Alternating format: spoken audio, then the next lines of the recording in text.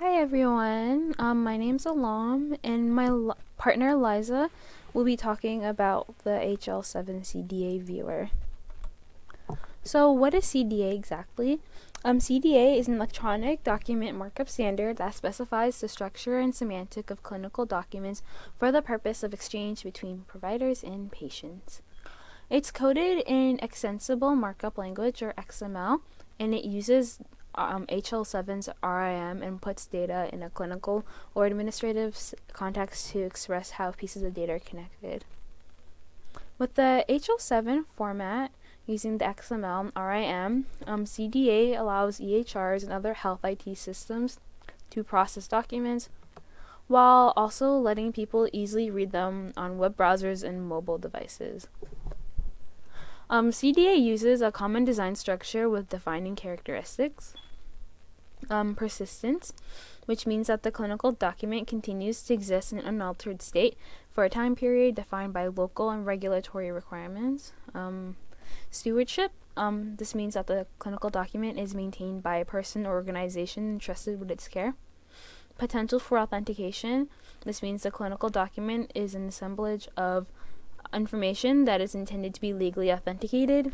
Wholeness, this means that the authentication of the clinical document applies to the whole and does not apply to portions of the document without the full context of the document.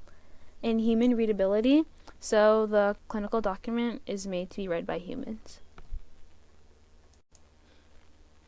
There are 3 levels of interoperability with the CDA structure. There's a lowest level with the CDA header and the body. There's the medium level with the CDA header and the body with the narrative blocks. And the highest level, which is CDA header and the XML body with narrative blocks and entries. The highest level section should be encoded with the full power of RIM with controlled vocabulary such as LOINC, SNOMED, ICD, CPT, and so on. So the CDA structure. A CDA document is wrapped by the clinical document and has 2 major components, the header and the structured body. The header lies between the clinical document and the structured body and provides information of the authentication, the encounter, the patient, and involved parties. The header sets the context for the clinical document as a whole and enables clinical document exchange across and within institutions, facilitates clinical document management, and facilitates compilation of an individual's patient's clinical documents into an electronic patient record.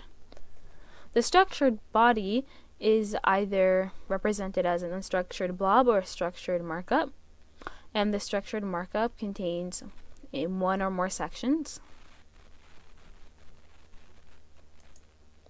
So continuing on with the CDA structure, so if the CDA contains a structured body, then there will be sections within the body with more components. So there's narrative blocks, and narrative blocks has a fixed markup and must be populated by the document originator, allows human readability of a CDA document, and represents content to be rendered for viewing. Entries allow for machine readability, and it represents structured content for further processing. So CDA entries encode content present in the narrative block of the same section, and within a document section, the narrative blocks represent content to be rendered, whereas the CDA entries represent structured content provided for a computer. In HL7 FHIR. So what is it? So it's actually used when HL7 is too hard and CDA is not enough. And why is it better? It's fast and it's easier to implement, and it has a strong foundation in web standards, so with XML, JSON, HTTP, and OUTH. The specifications are easily understood and are concise, and the base resources can be used as is and can be adapted as needed. And there's 5 parts to the FHIR. So resource definitions with a focus on resource is defined with a focus on implementation, but it's mapped to the data dictionary for full definitions. The data dictionary, this provides a rich ontological layer where the resources and their data elements are formally defined in a simple fashion. So terminology is just basically definitions of terms and value sets. Conformance statements allow for interoperability between particular implementations to be assessed. And workflow management layer, this maps the resources to real-world business events. So what do you use a CDA viewer for? You can use a CDA viewer for personal privacy and security, multiple document loading, structure and validation reporting of a batch or single document, patient feedback collection, review functionality, and quality assurance. So some clinical contents include your past medical history, diagnosis, admission, pain history, procedure, complications, discharge, and other outcome measures. And this is my demo of a CDA viewer. Hello, today I'll be giving a demonstration on how to use the HL7 CDA Viewer.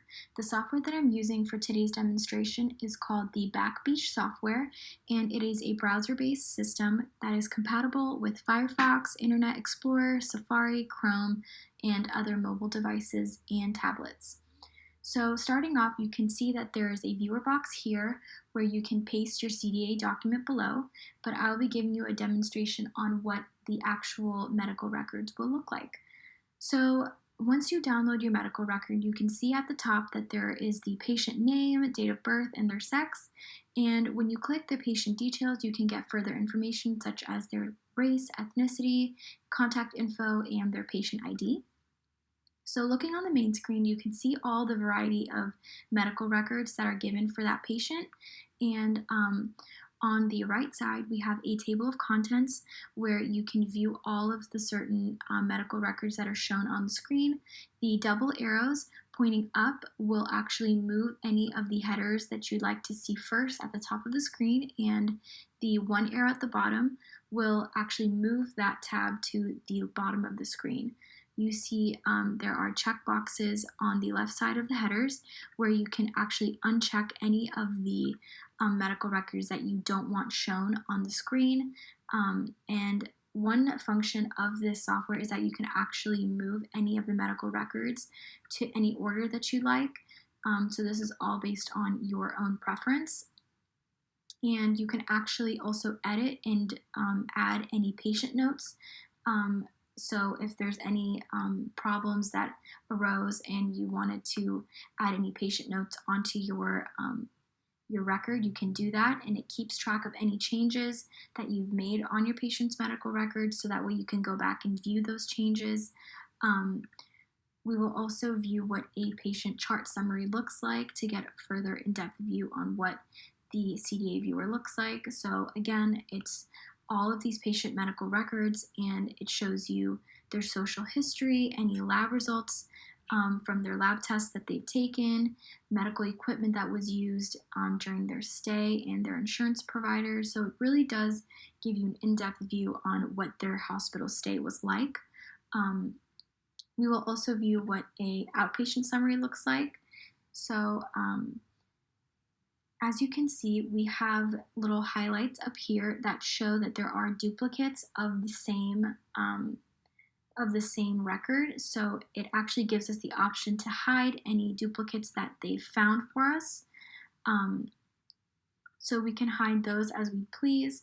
And basically, this Backbeach software is an innovative way to gain access to our medical records and to convert any CDA documents to a readable medical record. Thank you for watching.